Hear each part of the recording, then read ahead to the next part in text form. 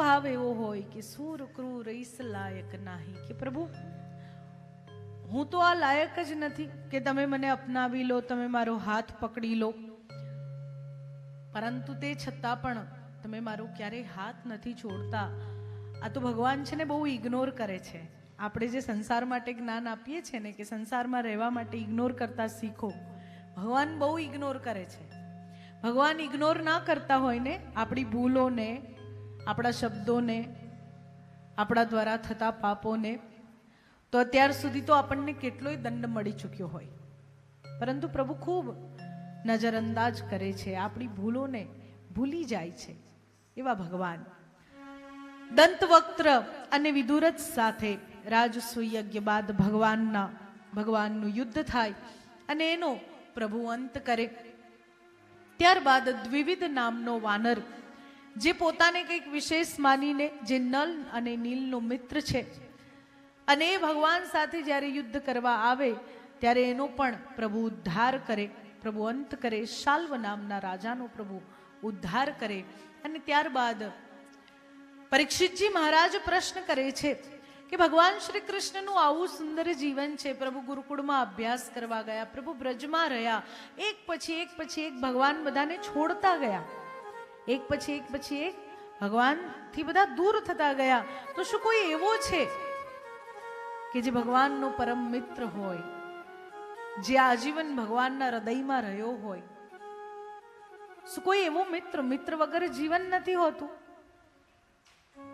જો સાચો મિત્રને સારો મિત્ર મળી જાય તો જીવન સુધરી જાય, અને ત્યાં જો ખોટો મિત્ર મળી જાય તો નૈયા પોતાની પણ ડૂબાડે ને સાથે આપણી પણ ડૂબાડે. આ કલયુગની અંદર માણસો એમ કહેતા હોય છે કે બહુ મિત્રતા નહીં રાખવી, પણ હું એમ કહું કે એક મિત્ર રાખો. એક જ મિત્ર હોવો જોઈએ, પણ એ એવો હોવો જોઈએ કે અડધી રાત્રે પણ તમે ફોન કરો ને તો એના પાસે બહાનું ના હોય. અને મિત્રનો મિત્ર પ્રત્યેનો પ્રેમ કેવો હોય?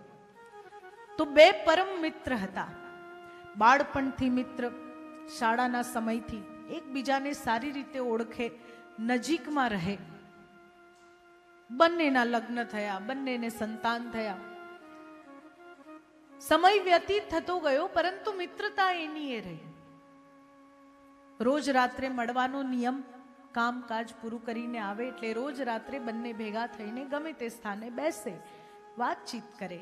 એમાંના એક મિત્રની દીકરીના લગ્ન લેવાયા.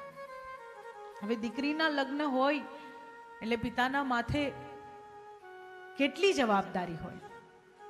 દીકરીના લગ્ન હોય એટલે પિતાને કંઈક કર્યાવર આપવાનું આવે, પિતાને મહેમાનોના સ્વાગતનું આવે, કોઈ કમી ના રહી જાય. અને સ્વાભાવિક દીકરા કરતાં દીકરીનો ખર્ચ વધારે હોય કે મારી દીકરી જ્યારે સોળે શણગાર સજીને બહાર આવે ત્યારે જોનાર એમ ના કહેવા જોઈએ કે મારી દીકરીના શૃંગારમાં કોઈ કમી રહી ગઈ. પોતાના મિત્રની દીકરીના લગ્ન છે, પણ તે છતાંય મળવાનો નિયમ ચાલુ છે. લગ્નના 3 દિવસ પહેલા એક દિવસ રાત્રિએ એ મિત્ર પોતાના મિત્રના ઘરે જાય અને કહે કે તારાથી મારે એક કામ છે. ખૂબ સંકોચ સાથે. સંબંધમાં જો પૈસો આવી જાય ને તો આ કલયુગમાં સંબંધ તૂટી જાય, સંબંધ રહે જ નહીં, પછી એ પ્રોફેશનલ સંબંધ થઈ જાય. પણ પૈસાના વ્યવહાર વગરનો સંબંધ હોય ને તો એ સંબંધ ખૂબ લાંબો ચાલે. અને બહુ ઓછા એવા સંબંધ હોય જે પૈસાના વ્યવહાર અને પ્રેમ બંનેને સાથે રાખીને ચાલે. આ મિત્ર બહુ સંકોચ સાથે, કે જીવનમાં ક્યારેય પોતાના મિત્ર પાસે એક પેન પણ માંગી નથી અને બહુ સંકોચ સાથે પોતાના મિત્રને આવીને કહે કે મને 2 લાખ રૂપિયાની જરૂર છે. જો તારા પાસે હોય તો મારી દીકરીના લગ્ન માથે છે. ક્યાંકથી આવવાના હતા, ક્યાંકથી લેવાના હતા, એ આવી શક્યા નથી. સમયે એ સામેનું વ્યક્તિ મને પહોંચાડી નથી શક્યું અને બધાને બિલ ચૂકવવાના બાકી છે. તો જો તારા પાસે હોય 2 લાખ તો મને આપ.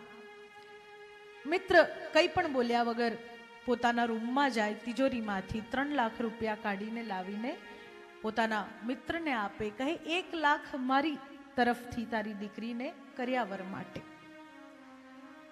મિત્રના આંખમાં આંસુ છે, હૃદયે લગાડી લીધો મિત્રને અને કહ્યું કે હું જલ્દી આ પૈસા ચૂકતે કરી દઈશ.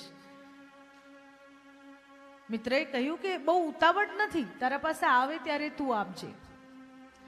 એ ભાઈ જેવા ગયા કે આ ભાઈ સોફા પર બેસીને એકદમ શૂન્ય મનસ્ક, ઉદાસ, આંખમાં આંસુ આવી ગયા. સામે પત્ની ઊભી છે તો પત્નીએ કહ્યું કે તમને એમ લાગતું હોય કે આ પૈસા પાછા નહીં આપે તો તમારે શું કામ આપવા પડે? અત્યારે હવે તમે ઉદાસ થઈને બેસી ગયા, નિરાશ થઈને બેસી ગયા, આંખમાં આંસુ આવી ગયા. એ ભાઈ પોતાની પત્નીને કહે છે કે અરે મને એના આંસુ નથી કે પૈસા લઈ ગયો, આ દુઃખ કે આ ઉદાસી એની નથી, પણ મને પશ્ચાતાપ છે કે હું કેવો મિત્ર છું કે હું રોજ એને મળું છું, હું રોજ એના સાથે વાત કરું છું, એ રોજ મારા સામે આવીને ઊભો રહે છે અને મારા મિત્રની તકલીફને હું પારખી ના શક્યો તો હું કેવો મિત્ર છું? મારી મિત્રતામાં કંઈક કમી છે, એટલે મારા આંખમાં આંસુ આવ્યા છે, પૈસા માટે નહીં. તો મિત્રતા આવી હોય ને આવો કોઈ મિત્ર જો જીવનમાં મળી જાય, બીજી બધી જગ્યાએથી સુખ ને સારા શબ્દ ને સમજ ને આ ને તે ને એની અપેક્ષા રાખવાની જ જરૂર નથી, એ એક જ બધું બનીને આવી જાય. ભગવાન શ્રી કૃષ્ણ સુદામાજીના એવા